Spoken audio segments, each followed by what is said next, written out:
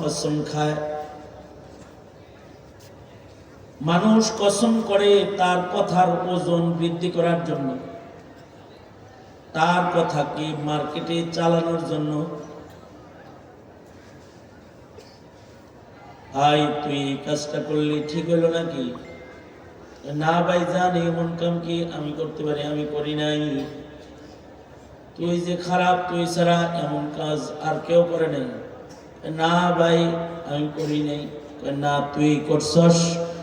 না ইসরাফিল ভাই খোদার কসম করি নাই। ঠিক আছে তাইলে মনে হয় করস নাই। দুইবার বিশ্বাস করে নাই, কিন্তু 3 নম্বর বার যখন বলছে ইসরাফিল ভাই আল্লাহর কসম করি নাই, ঠিক আছে কসম যেহেতু করছস তাইলে মনে হয় করস নাই। তার মানে হলো মানুষের জীবনে মানুষ কসম করে তার কথার ওজন বাড়াইতে, তার কথাকে বিশ্বাস করাইতে কসম করে। মহান আল্লাহ কোরআনে কসম করে করে কথা বলেছেন। আল্লাহর কথাকে বান্দারে বিশ্বাস করানোর জন্য না, আল্লাহর কথা ওজনদার বানানোর জন্য না। কারণ আল্লাহর কথা কথার রাজ্যের রাজা, কালামুল মুলুকি মুলুকুল কালাম। আল্লাহর কথা কথার রাজা। ওমান আসদাকু মিনাল্লাহি কিলা, আল্লাহর চেয়ে অধিক সত্য বলনেওয়ালাও তো কেউ নাই। সুতরাং আল্লাহর কালামে আল্লাহর যত কথা আছে সব বিশ্বাস করা ঈমান, কসমওয়ালা হোক আর কসম ছাড়া হোক। আল্লাহর কথা কসম করে বান্দাকে গিলাইতে খাওয়াইতে বিশ্বাস করানোর দরকার নাই। ওগুলো কসমওয়ালাটাও যেমন, কসম ছাড়াটাও তেমন। কারণ আল্লাহর কথা কথার রাজ্যের সর্দার কথা। তবে আল্লাহ তাআলা কোরআনে অসংখ্য কসম করেছেন। আল্লাহ কসম করছেন কেন? আল্লাহ তাআলা কসম করেছেন যেই জিনিসের কসম করছেন ওই জিনিসটা যে দামি জিনিস, সৃষ্টির ভেতরে ওই সৃষ্টিটার মূল্য দেখতে আর দৃষ্টি আকর্ষণ করেছেন যে জিনিসের কসম করেছেন ওইটা। যেমন আল্লাহ তাআলা বলেন ওয়াশ-শামস, সূর্যের কসম। আবার বলেন ওয়াল কামার, চাঁদের কসম। আবার বলেন ওয়ান নাজম। আবার বলেন ওয়াল লাইল, তারকার কসম, রাতের কসম। আবার বলেন ওয়ান নাহার, দিনের কসম। আবার কখনো বলে ওয়াল ফাজর, ফজরের কসম। আবার বলে ওয়াল আসর, আসরের কসম। তার মানে সূর্যটারে দেখতে কয় দেখো আল্লাহর সৃষ্টি সূর্য কত বড়, এত বড় সৃষ্টি সূর্য। এটা সব সময় আলো দেয় না। এটার যেমন অস্ত আছে, তোমার জীবনেরও কিন্তু অস্ত আছে। দেখো কত সুন্দর চাঁদ আকাশে আছে, সব সময় খুঁজে পাওয়া যায় না। মাঝে মাঝে আমার বর্ষার অন্ধকারে পড়ে যায়। তোমার জীবনেও এক সময় আধার কবর চলে আসবে, তোমাকেও খুঁজে পাওয়া যাবে না। ওয়ান নাজম, তারকা তাকায় দেখো, সব তারকার গতি এক নয়, সব মানুষের গতিও এক নয়। ওয়াল লাইল, রাতের দিকে তাকায় দেখো, রাতের আধার সব সময় থাকে না, এক সময় পূর্ণিমা হয়। তোমার জীবনের দুঃখ সব সময় থাকবে না, এক সময় সুখ আসবে। সূর্যের আলো, চাঁদের আলো তাকায় তাকায় দেখতে বলেছেন, রাতের আধার দেখতে বলেছেন। আল্লাহর সৃষ্টির দিকে আল্লাহ পাক আমাদেরকে দৃষ্টি আকর্ষণ করেছেন। এর থেকেও আমাদের ঈমানকে মজবুত করতে আল্লাহ তাআলা কসম করে আল্লাহর সৃষ্টি আমাদের সামনে পেশ করেছেন। কখনো কখনো সৃষ্টির দাম বুঝাইতে তার কসম করেছেন, ওয়াত্তিন ওয়াজ্জাইতুন, তিনের কসম, জাইতুনের কসম। এটা কিন্তু দামি খাওয়া, জান্নাতি খাওয়া। কসম করে আল্লাহ তাআলা বস্তুর মূল্য তুলে ধরেছেন। আবার বলে ওয়াল ফাজর, ফজরের কসম। তার মানে ফজর কিন্তু অনেক দাম।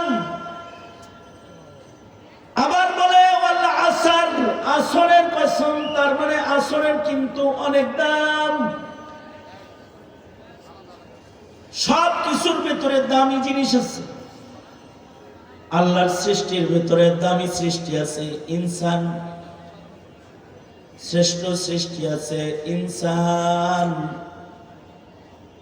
ইনসানের ভেতরে দামি আছে মুহাম্মাদুর রাসূলুল্লাহ সাল্লাল্লাহু আলাইহি ওয়াসাল্লাম। নবীর উম্মতের ভেতরে দামি আছে আবু বকর। আল্লাহর জান্নাতের সব দরজা ডাকবে আমির, জান্নাতীদের আমির। যুবকদের সর্দার আছে সাইয়্যিদা শাবাবি আহলিল জান্নাহ। নারীদের সর্দার আছে ফাতিমাতুজ জাহরা। মাসের সর্দার আছে শাহরুর রমাদান আল্লাযী উনজিলা ফীহিল কুরআন। কিতাবের ভেতরে সর্দার কিতাব আছে কোরআন, লা রাইবা ফীহ। হাদিসের কিতাবের ভিতরে সর্দার হাদিসের কিতাব আছে। আল্লাহ তাআলা সব কিছুর ভিতরে সর্দার নির্ধারণ করেন। পাহাড়ের ভিতরে দামি সর্দার পাহাড় আছে। ইন্নাস সাফা ওয়াল মারওয়াতা মিন শাআইরিল্লাহ।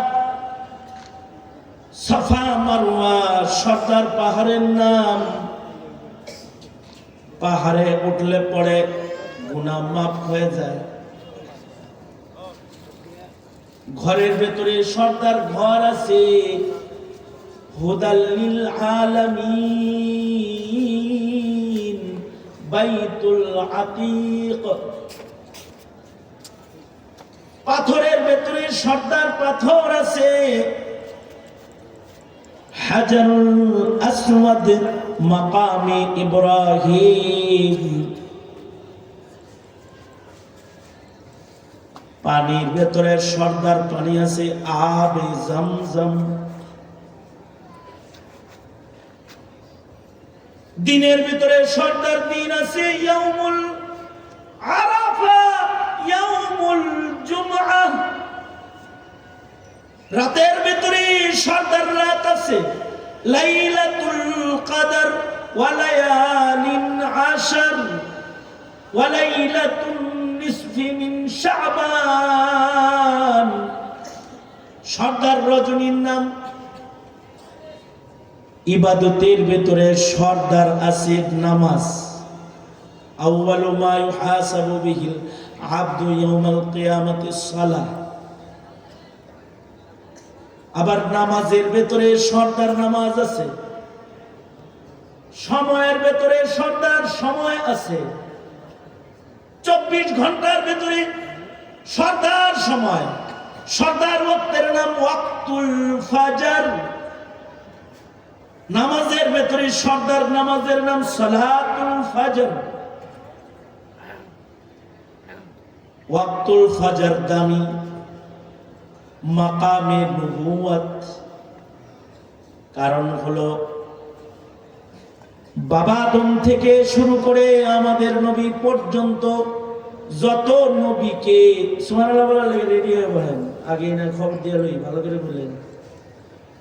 বাবা আদম থেকে শুরু করে আমাদের নবী পর্যন্ত যত নবী আসছে, সব নবীদেরকে আল্লাহ তাআলা সরদার সময় ফজরের ওয়াক্তে নবুয়তি দান করছে। আমাদের নবীজিকে নবুয়ত দান করেছে ফজরে, সব নবীকে নবুয়ত দিয়েছে ফজর। ওয়াক্তটা দামি, তাই নামাজটাও দামি। এই কারণে ফজরের নামাজে সব বেশি, ফজরের নামাজে তিলাওয়াত বেশি, ফজরের নামাজে কুরবানি বেশি। প্রচন্ড শীতে লেপের নিচে বাইরে ঠান্ডা পানি দিয়ে অজু করে কুয়াশার মধ্যে হাইটা মসজিদে যায়, চোখে ভরা ঘুম, দুর্বল বদন, লম্বা তিলাওয়াতে দাঁড়ায় যায়। ইমাম সাহেব লম্বা তিলাওয়াত করে, মুক্তাদিও আল্লাহর প্রেমী লম্বা তেলাওয়াত শুনে। এটা ফজরের বৈশিষ্ট্য। আকিমিস সালাতা লিদুলুকিশ শামসি ইলা গাসাকিল লাইল, আকিমিস সালাতা লিদুলুকিশ শামসি ইলা গাসাকিল লাইলি ওয়া কুরআনাল ফাজর, কুরআনাল ফাজর, কুরআনাল ফাজরি কানা মাশমুদা। ফজরের তিলাওয়াত এটা সাক্ষী তিলাওয়াত। ফজরে লম্বা তিলাওয়াত হয়, ফেরেশতাদের আনাগোনা হয়, ফেরেশতারা বান্দার কোরআন শোনা, কোরআন পড়া সাক্ষী হয়। ফজরের নামাজটা সরদার নামাজ।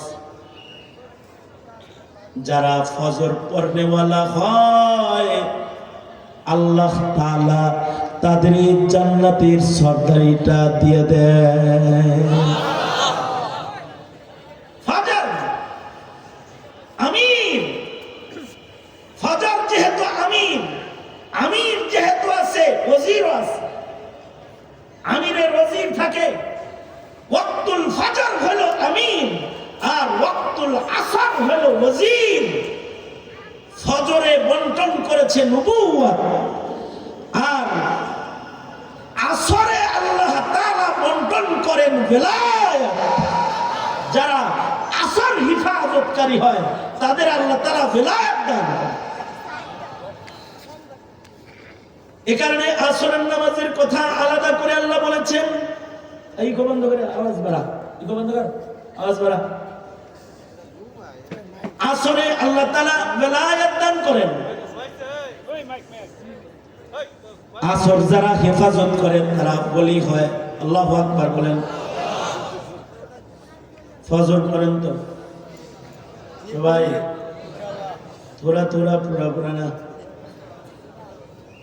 কিছু আছে 4 ওয়াক্ত পড়ে কিন্তু ফজর পড়ে না, 3 ওয়াক্ত 4 ওয়াক্ত মসজিদে যায়, ফজরে যায় না। ফজরে যারা মসজিদে যায় আসমানে মুসল্লির খাতায় তাদের নাম যায়। সুবহানাল্লাহ। আগামীকাল বললেন ফজর পড়বেন তো ইনশাআল্লাহ। ফজর কি দুর্বল নামাজ না আমির নামাজ? নামাজের আমির সাহেবের নাম কি? জোরে বলেন, আরো জোরে বলেন। নামাজের ভিতরে আমির নামাজ কোনটা? ফজর।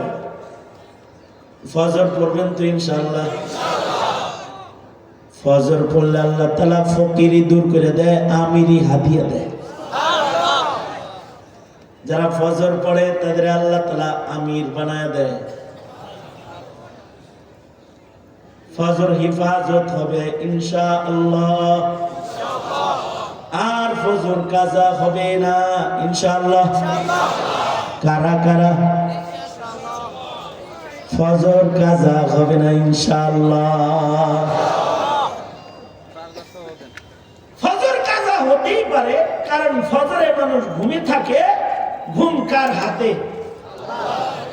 জোরে বলেন। অ্যালার্ম দিয়ে শুনছে তাও শোনে না, কই জেনে গেছিল, কারণ ঘুমেছিল। আল্লাহর রাসূল নিজেও বেলালকে ডাকার জন্য অ্যালার্ম হিসেবে জাগ্রত রাইখা তারপরে ক্লান্ত বদনে ঘুমাইছে। অ্যালার্ম বেলাল নিজেও ঘুমাইছে, অথচ বেলাল হলো ফজরের ডাকনেওয়ালা। বেলালের গুণ হলো বেলাল ফজরের সময় মুসল্লিদেরকে উঠায়। মদিনার অলিতে গলিতে বেলালের আওয়াজ পাওয়া যায়, আসসালাতু খায়রুম মিনান নাওম, আসসালাতু খায়রুম মিনান নাওম। ঘুমের চাইতে নামাজ ভালো, ওঠো ওঠো মদিনাবাসী উঠো, ঘুমের চাইতে কে ভালো? ঘুমের চাইতে নামাজ ভালো। তাই তোমরা ঘুম থেকে উঠা যাও। ফজরে বেলালের ডাকাডাকি আল্লাহর এত পছন্দ হয়েছে, আল্লাহ তাআলা বলেন, বন্ধু বেলালের কথাটা ভালো লাগছে, সুতরাং শুধু তার মুখে হলে চলবে না। নামাজের নিদা, নামাজের ডাকাডাকি, আজানের, ফজরের আজানের ভিতরে কথাটা দুইবার ঢুকায় দেন, আল্লাহু আকবার জোরে করে বলেন। তার মানে ফজরের সময় বেলাল ডাকে, এটা আল্লাহ তাআলা পছন্দ করেছেন। ফজরের ডাকার জন্য বেলালের কথা আল্লাহ কিয়ামত পর্যন্ত আজানে ঢুকেছে। এই ফজরের ঘড়িরে বসে রাখছে, আই আমরা ঘুমায় গেলাম, টাইম মতো জাগায় দিস, বেলাল জেগে থাক। বেলাল জেগে রয়েছে, জিকির করতেছে আহুদার সাথে হেলান দিয়া। সবাই ঘুমাইছে, কতক্ষণ পরে বেলাল ঘুমাইছে। ঘুম কার দান? ঘুম কার দান? ঘুম আল্লাহ দিয়ে দিলে আসহাবে কাহফের লাহান হয়ে যায় মাঝে মাঝে। এ কারণে ইমাম সাহেব কোন ফিরিস্তা না। মাঝে মধ্যে ইমাম সাহেব ঘুমে কাতর হয়ে যায়, তখন কমিটি মনে করে আমি ঘুমাবো, ইমাম ঘুমাইবো কি লেগে ফজরের সময়? ইমাম ঘুমাইবো কেন? ইমামের চাকরি না। ফজরে ইমাম সাহেব একদিন যাইতে পারে না, ইমামের চাকরি খায় আছে। ওরা যদি সাহাবী বেলালে পাইতো, বেলালের মুয়াজ্জিনি খায় না। ওরা মনে করে যে হুজুর ঘুমাবে কেন ফজরে? ঘুম যদি আল্লাহ কাউকে দিয়ে দেয় তখন সে ঘুমায় যায়। আল্লাহ ঘুম না ভাঙ্গাইলে অভ্যস্ত মানুষেরও ঘুম ভাঙ্গে না, কারণ নিতেরা আরাম, ঘুম কার দাম? জোরে আওয়াজ করে বলেন। আল্লাহ যদি কারোর ঘুম কেড়ে নেয়, বড়ি খায় ঘুমায় না। অনেকে আসে এসে কয় হুজুর ঘুম ধরে না, ডাক্তারে বড়ি দেয়, কয় বড়ি এক কাম করে না। আসলে হ্যাঁ ঘুম নিছে কি? জোরে জোরে বলেন, কে নিছে? আর আসহাবে কাহফকে ঘুম দিছে কি? কয় বছর ঘুম করাইছে জানেন? 309 বছর মাত্র। জোরে আওয়াজ করে বলেন, কত বছরের ঘুম? সূরা কাহফ বলে 309 বছর এক ঘুমে পার। এত আরামের ঘুম ঘুমাইলো যে 309 বছরের ভিতরে ঘুম ভাঙলো না। পুরস্কারটা কিসের পুরস্কার জানেন? মূর্তি পূজা থেকে ভাগার পুরস্কার। শহরে মূর্তি পূজা হইতেছে, এবার মূর্তি পূজা ভাল লাগে না, 7 জন বাইরে হয়ে গেছে গাছতলা, কেউ কাউরে চিনে না। এই আপনি আইসেন কে? আমার মূর্তি পূজা ভালো লাগে না। এই তুই আইসিস কে? আমার মূর্তি পূজা ভালো লাগে না। এই তুই আইসিস কে? আমিও সেই দলের। কোন দলের? আমারও মূর্তি পূজা ভালো লাগে না। তা আমরা সব এক দল রে। রব তো এত হইতে পারে না রে। রব তো কয়জন? জোরে বলেন, আরো জোরে, জোরে জোরে। এবার কি ভালো লাগে না? মূর্তি পূজা ভালো লাগে না। শুধু একটা মাত্র গুণ, ইমানের গুণ হলো, ইমানের এক নম্বর একটা হালাত একটা আছে, তার মূর্তি ভালো লাগবে না। তার ভেতরে কি আছে? তার ভেতরে কি আছে? আর মূর্তি যার ভালো লাগে এটা হলো শিরকের দুর্গন্ধ। তার ভেতরে, তার মধ্যে কুফর আছে। হাসিনার মূর্তি ভালো লাগে, আর মামুনুল হকের মূর্তি অপছন্দ হয়, বুড়িগঙ্গায় ফেলায় দিবার চায়। আসহাবে কাহাফের লগে মিল মূর্তি ভালো লাগে না। শুধুমাত্র মূর্তি ভালো লাগে না, একটুকু ইমানের জন্য কত কারামত, কারামতের অভাব নেই। এক নাম্বার কারামত, মূর্তি ভালো লাগে না। 7 জন একত্রিত হইয়া একদিকে যাইবার লাগছে। কেউ বলে কম বেশি, আরো বেশি আছে, 9 জন 11 জন, এরা যাইতেছে। এদের কারোর মূর্তি ভালো লাগে না। পূজার থেকে কেবল এরা ভাগ্যা জঙ্গলে আসছে, পাহাড়ি এলাকায় আসছে, কিন্তু পিছে পিছে কুত্তা আছে। এরা হইলো একটু পালাইছে, আর গাঁও পার্টি একটা আইছে। গাঁও পার্টি যদি থাকে আপনি রাত্রে ঘুম ধরেন, ওরা আরামে থাকবো, কে সাথে আছে গাঁও।